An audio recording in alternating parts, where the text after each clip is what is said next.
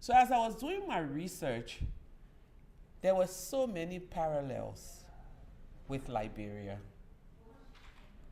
2-year-old, that's how long it's been. But I think it's been longer than that in terms of systemic and institutional suppression, oppression. 26 attacks on healthcare facilities, and I'm sure it's more than that. Shortages of basic human security needs of people, which the UN described as extremely acute. Inability for families in the diaspora to get any form of assistance to their people.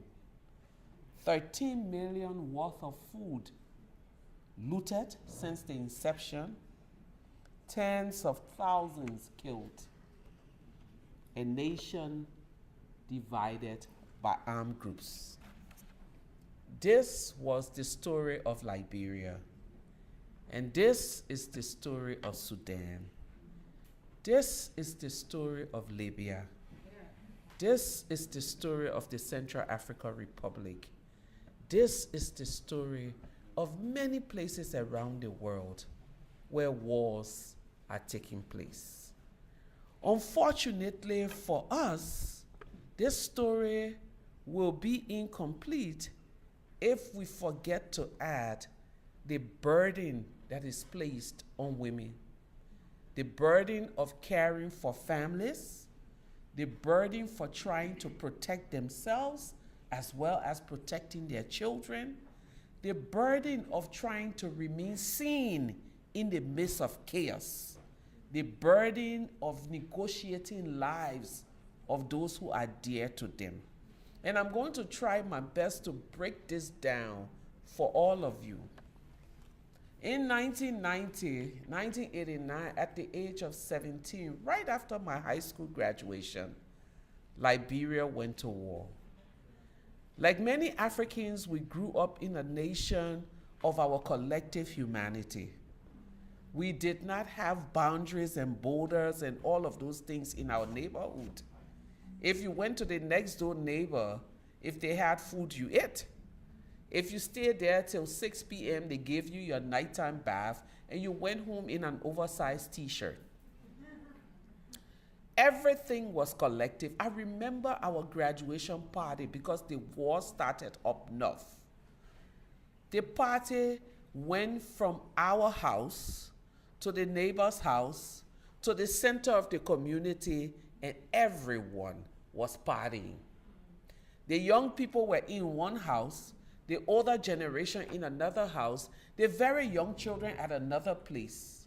When we moved from that community and went to a more sophisticated community, my sister and I recognized that we lived in a bubble. You know, sometimes people say rich people live in bubble. But when you understand Ubuntu, the sense of community, you too live in a bubble. Because the new neighborhood we went to, some young children came to us that morning to say they had not eaten. You can imagine our shock. Because we had never seen, from the moment we were born up to that moment, someone coming and saying, I'm hungry. That was a note burner in the community that we grew up in. And imagine, so I'm trying to ground you into that space of our socialization, where one person's pain was everyone's pain. But this story is not just the Liberian story, it's also the Sudan story. It's also Nigeria's story. It's also the story from Sierra Leone and all of those places that have experienced extreme crisis and violence. And then the war comes and take everything away from you. And in that moment, in those moments, I was a very angry young woman. And I tell people that anger is a good thing. Someone says anger is not a good thing. I said, no, it's a good thing. Can I have a bottle of water, please? Oh, someone is bringing it for me. Thank you. So I always describe anger as fluid. Hitler was an angry man. Saddam Hussein was an angry man. Dr. King was angry. Rosa Parks was angry. Wangari Maathai was angry. I was angry. But the difference between us, those who are called heroes, sheroes, and those who are called villains, is that where we pour our anger. So most times when you're angry, there are two containers confronting you. The violent container and the non-violent container. And so in those years of my anger, I was trying to navigate, where do I pour my anger? Dr. King poured his into civil rights. Hitler poured his into killing millions of Jews. Mandela spent 27 years in prison because he was angry and refused to cower down to a system called apartheid. Wangari Maathai protested and did everything in her anger to save the environment in Kenya. Today, as we sit in this room, there are many angry people at the state of our world. But if we have to bring it home, there are many angry people at the state of Sudan. There are many angry people at the stories that they hear about the war and the killings and the abuse of women's rights and the sufferings of people. I was one of those people in my own country. And so after many years of going around with this fluid bubbling up in me, the opportunity presented itself for us as women to gather. The first time we sat in a room, the decks we used had hole in it from a bullet. The chairs we sat in was propped on bricks. We wrote our statement, and then we turned around and asked, how are we going to publish it? Because we didn't have a donor. And someone said, I have $10 in my handbag. And they said, oh, but we know a female journalist. And we called her and said, we have this statement, we need you to put it out. She came running. And she said, so what do you have for me to give to my manager? And we said $10. But as we wrote that story, one of the things, and for all of the young feminists in this room, there's something, every part of this story has a lesson, and I will stop and say. We wrote this statement, and someone said we should say the women of Liberia. And we said, this is disingenuous. 7 people cannot claim to be the women of Liberia. But we're 7 angry people, and we decided, I said, let's name ourselves. And so when we put the statement out with our names, the reason it gained media traction was because everyone wanted to know who these 7 fools were. In a moment of dictatorship, in a moment of violence, in a moment where no one was worried about how they killed you, what they did to you, we named ourselves. So as we named ourselves, the next day people wanted to come and see the 7 of us. And then we increased the number, we invited more people, we went to 23 and then 65 and 250 and 2,500. The point that I make to all of you is that we were determined, not because we were looking for any form of notoriety or any kind of accolade. It was about a nation of 3 million people at the time that has successfully killed 10% of her population. 500,000 of us had become refugees. 1 million internally displaced. Allegedly, 65% of women had been sexually abused or sexually violated. You're talking about a whole generation of people. We live in a time where as children were walking to school, the trucks would come and pick them up and throw them in there. They will use one night to teach them how to shoot an AK-47, and the next day they were on the war front. By the time we decided that we were going to protest, there was nothing left to dream about. You went to bed grateful that you were alive, and you woke up worried whether you would live through the day. We didn't survive, we didn't thrive, we only existed. And if someone tells you that there is a time in your life where you just exist, do you know what that means? You have no dream for your future. You have no outlook on life. I'm painting this picture to say if you call anyone from Sudan, they will tell you this is us. Yeah. Because it's not just a Liberian story. When we decided to stand up for peace, we decided that it was a moment where we were not going to back down.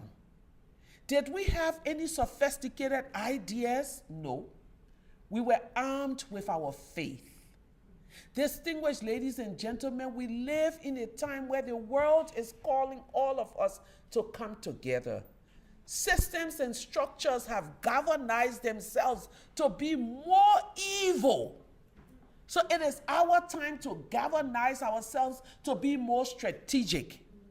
So for us, Liberia started with 2 armed factions.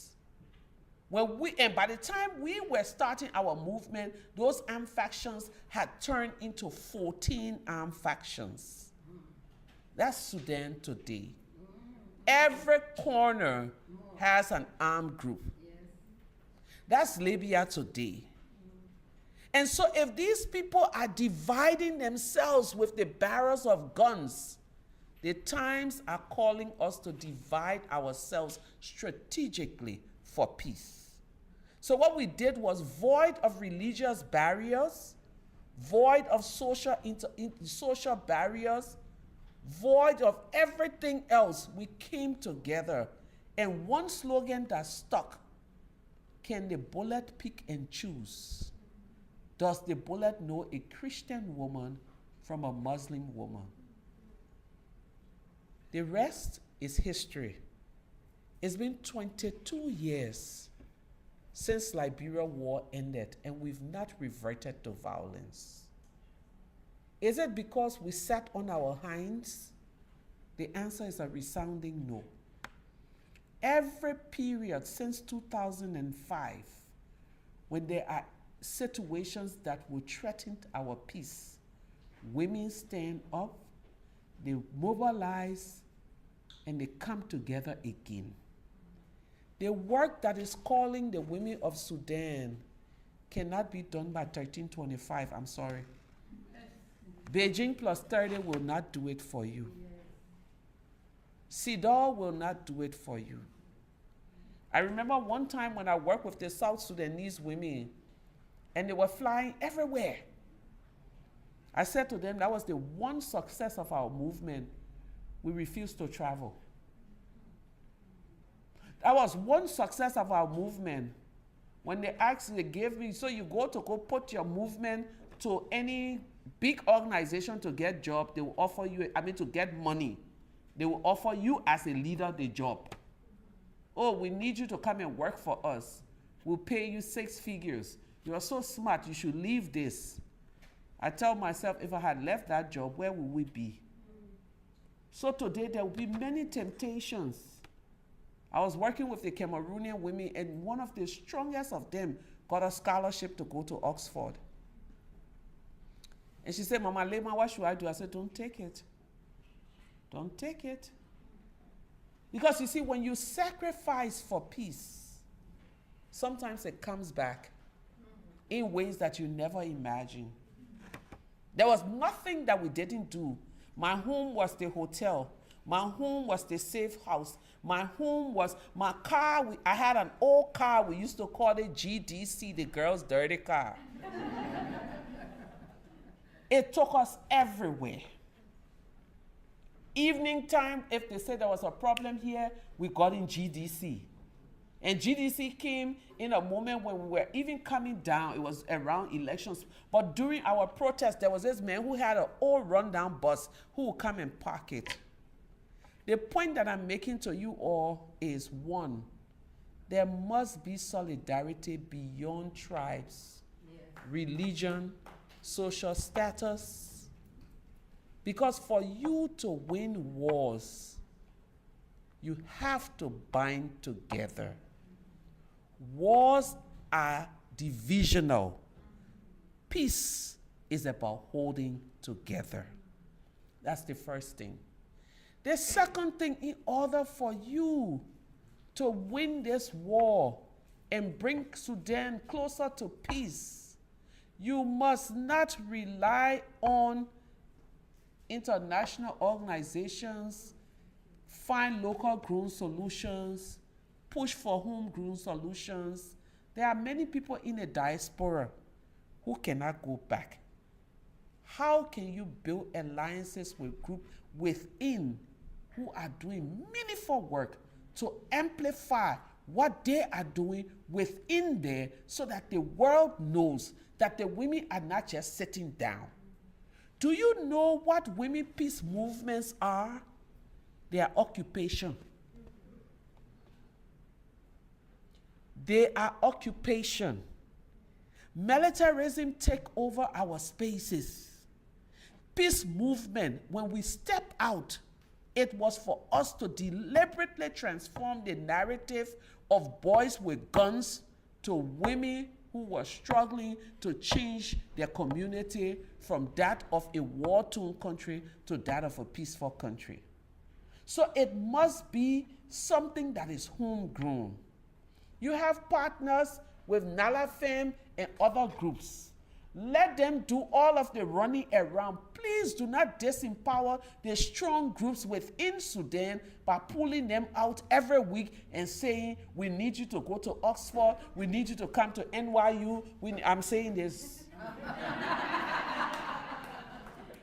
We need you to interview, we need you to do this, because until peace comes, this is not the moment to leave the war front. Let me ask you all a question. Have you ever seen rebel leaders travel a lot? Do you see them come to the UN a lot? What do? They send representatives. And their representatives are within those countries. When I was in Cameroon working with the women, a lot of those who were fighting with the Amazonian group were based in Washington, D.C. So the warlords were not leaving the war front. Feminist sisters, building peace is a battle. You cannot leave the war front for a minute. You have to have a sustained program. And that was the success of our work in Liberia. We sustained our advocacy. When there was no money, we didn't mind. We walked. When there was money, we did what we could do. When there was no water for the protest, we fasted. When women were taken or being abused, we went in our numbers. Some days when the women, one night, the whole group showed up at my house about 3 years ago. And we talked from 10 p.m. till 5 a.m. The laughter. But then one person asked me, where did you get your bravery from? I said, it's not that I wasn't afraid. But there is a moment, Aya, because you have chosen this path. And to all of you who call yourself leaders, there is a moment where it is never about you. It is about the struggle. So one of the stories they tell was we were going to see the then president. And the warlord was coming downstairs and we were going upstairs. And yeah, all these men with AK-47 coming towards us. Clear the route, clear the route. The general is coming. And then they said, I have no clue. They said, I'm in front of the women and saying, do not step aside. I am also a general. So as they are stepping, I'm coming. And as they're coming in front of me, I say, get the hell out of my way, they will step aside. Get the hell out of my way, they will step aside. What I do remember is when I finally got to this warlord, he stepped aside and whispered to his bodyguard, who is she? The point that I make is, men with guns fear women who make peace. And that's why it's getting very difficult for feminist movements to operate. Should we allow this to stop us? No. Please remember, there is more for us than against us. What you have in your favor is 1325. We didn't have that. What you have in your favor is social media. We didn't do anything. So We didn't have that. What you have in your favor today is cross-border solidarity. We had very little of that. What you have in your favor is an iPhone that can put your message out there. We didn't have that. What you do not have in your favor is the gullibility. You know how everyone is gullible, everyone wants to be seen. Building peace in Sudan, building a movement in Sudan will need the determination of everyone that our egos will not stand in the way. The ultimate should not be a Nobel Peace Prize. The ultimate should not be some recognition. The ultimate should be bringing that nation back to where it needs to be. Before I end, I will tell you all a secret. My proudest moment in my life is not when I stand on these platforms. I appreciate these platforms, but they are not my proudest moments. My proudest moments are those moments where I step into communities in my country and people say, this is the woman who helped bring peace to this nation. This is the mother of integrity, not the Nobel Peace Prize. Because at the end of the day, when we have all fought for peace, that is our legacy at home. Thank you.